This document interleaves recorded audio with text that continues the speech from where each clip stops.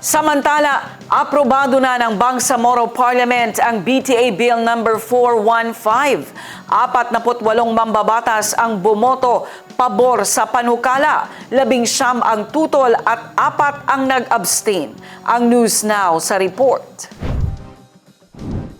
Lampas na ng hating gabi nang tuluyang aprubahan ng Bangsamoro Parliament ang panukalang batas na kritikal para sa kauna-unahang parliamentary elections ng rehiyon. Sa isang special session noong January 12 na umabot hanggang madaling araw, inaprubahan sa third at final reading ang Parliament Bill No. 415, ang districting law na opisyal na nagtatakda sa 32 parliamentary districts ng Bangsamoro Autonomous Region in Muslim Mindanao. Nai-record ang pinal na boto alas 11:30 ng umaga noong January 13. Lumabas sa botohan na 48 na mambabatas ang pumabor, 19 ang tumutol at 4 ang nag-abstain. Ayon sa mga mambabatas, ang PB 415 ang pinakaangkop na panukala para tugunan ng mga legal issues na inilatag ng Supreme Court habang sinisiguro na maidadaos ang halalan sa maayos at kapanipaniwalang paraan. Sinabi ni Floor Leader at Parliament Spokesperson John Anthony Lim na tiniyak ng mga mambabatas na legal na matibay ang panukala. Sinunod ang gabay ng Korte Suprema at hindi masasagasaan ng election timetable ng rehiyon. Isa sa mga bumoto ng no ay si MP Mohagar Iqbal, ang kasalukuyang Education Minister ng BARM at Chairperson ng MILF Peace Implementing Panel. Anyway, ang boto ko, napakalaking no po. Pero dahil sa appeal ng speaker natin, I will not explain. Kasi gaano kong explain yan, gaya nung kasabihan ng mga Tagalog, gaano kahaba ang proseso, pero sa simbahan pa rin ang pupuntahan. So, I will not explain my vote. No? Kasi gaano karami ang explanation ko, babagsak pa rin ng ang boto ko, napakalaking vote. No po ang boto ko. So, my vote is no because, as I've said, I want to be consistent and even if I know that it is a hard-won battle. So, yun lang po. As I have taken a stand for Bill 407 since its filing, I vote no to this districting bill. Thank you, Mr. Speaker. Vote no is not an act of defiance against our shared goals, nor a move toward disunity, but rather a commitment to our shared brotherhood in the name of Islam and the long-term stability of the Bangsamoro. Mr. Speaker, for my negative votes because as I said that this is not disobedience or disloyalty, but this bill departs from the MILF UBGP proposal. To avoid repeating the mistakes that led the Supreme Court declaring past redistricting laws unconstitutional. So I vote no. For this reason, and guided by law, conscience, and our moral responsibility to the Bangsamoro people, I am compelled to vote no on this redistricting bill. May Allah always choose what is lawful, just, and right, even when it's difficult. Na ang aking susuportahan kung anuman ang proposed bill ng ating MILF Central Committee o Moral Islamic Liberation Front Central Committee, ayun po ang susuportahan ko at yan ay paninindigan ko hanggang sa katapusan ng Bangsamoro Transition Authority. Ang vote is no, Mr. Speaker. Maraming salamat po.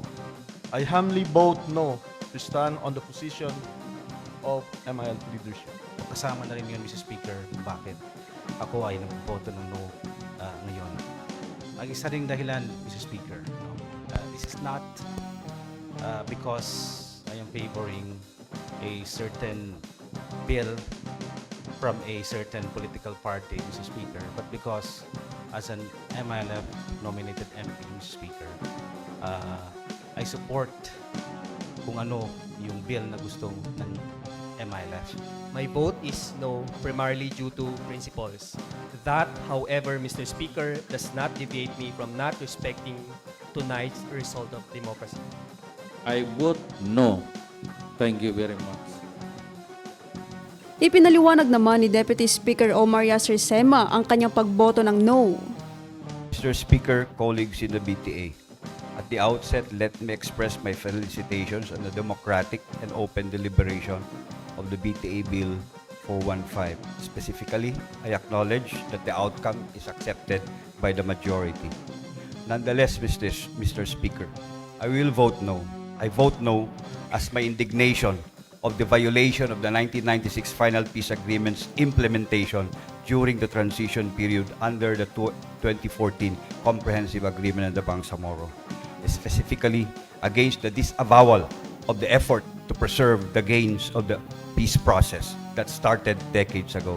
Mr. Speaker, I vote no, not to reject the bill, but to reject the distribution of the 7 seats allotted for our brothers in Sulu.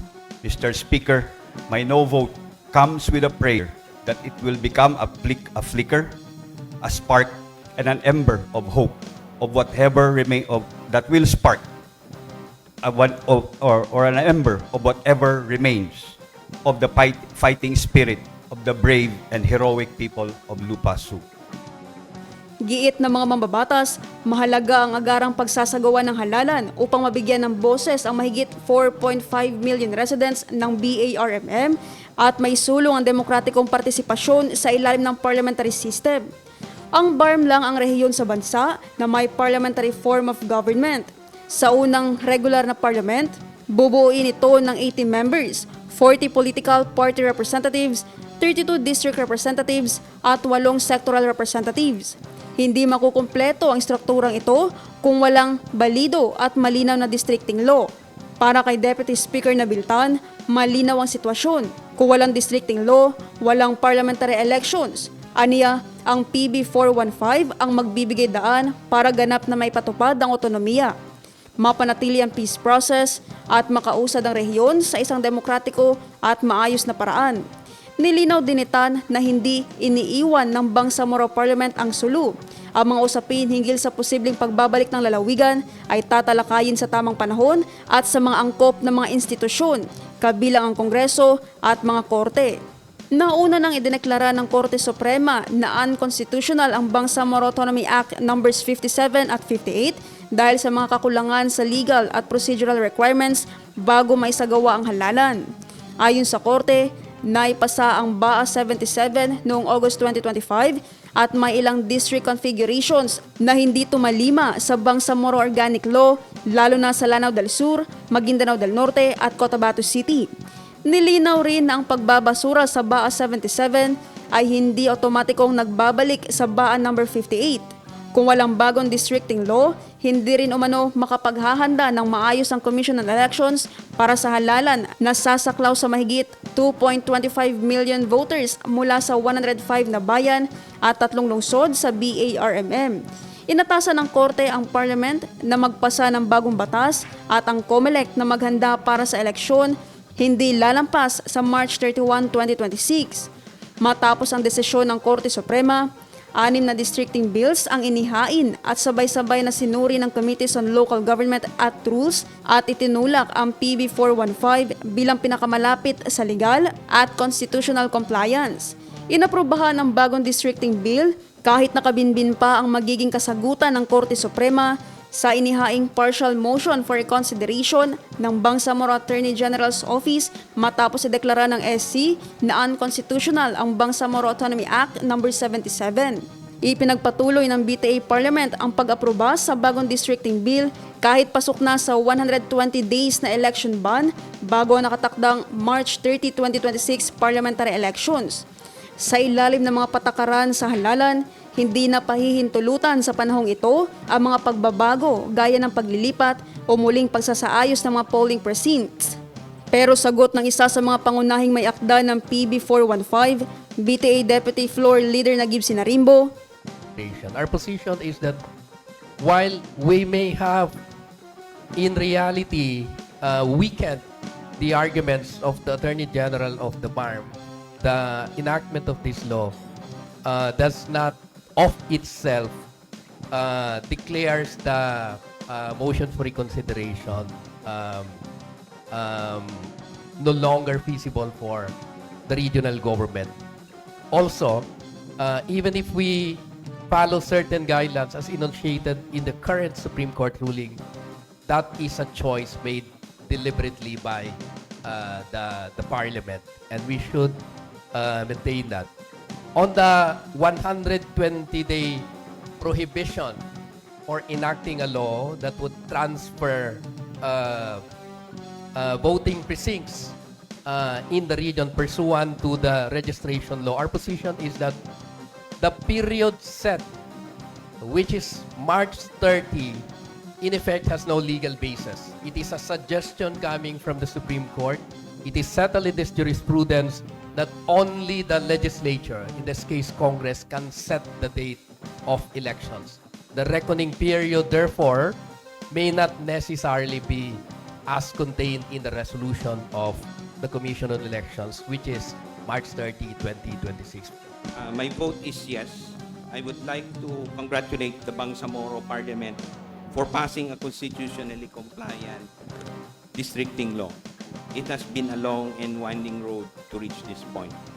In fact, I was very much surprised that I was one of those singled out in a petition for indirect contempt with the Supreme Court for allegedly delaying the passage of this districting law.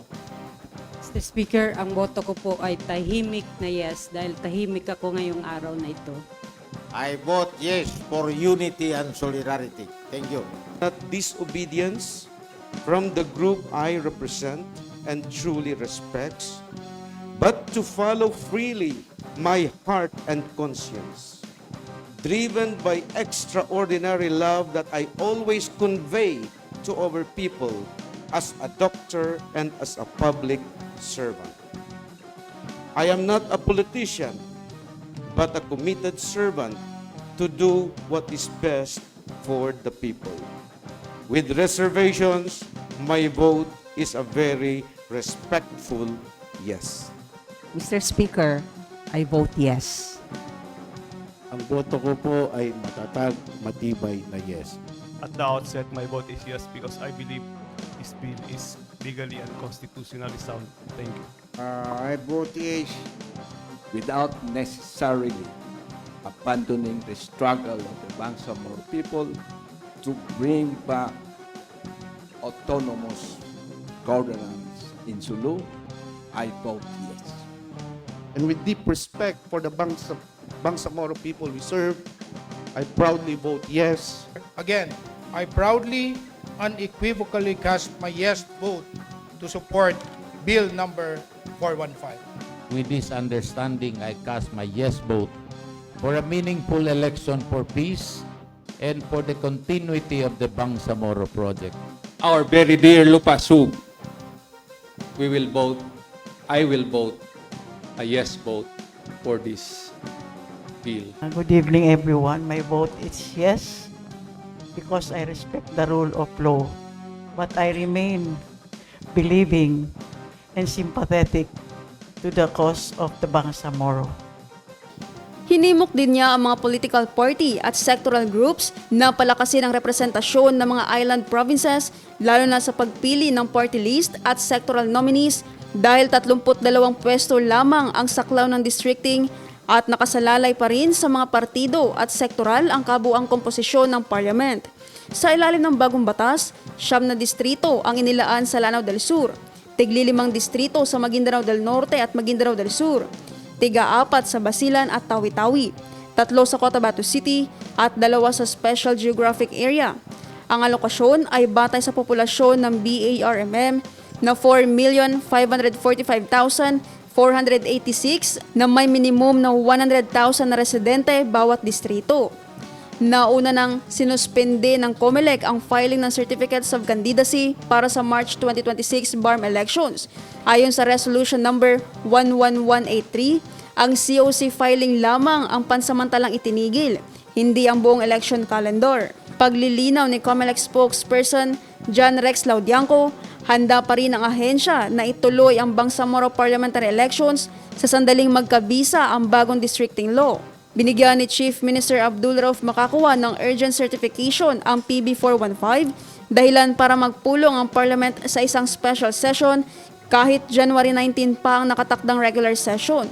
Ayon sa mga mambabatas, Sa pagpasa ng PB 415, kumpleto na ang district framework at mas malinaw na ngayon ang daan patungo sa unang regular parliamentary elections ng Bangsamoro. Naphtali Velarde, iMinds, Philippines.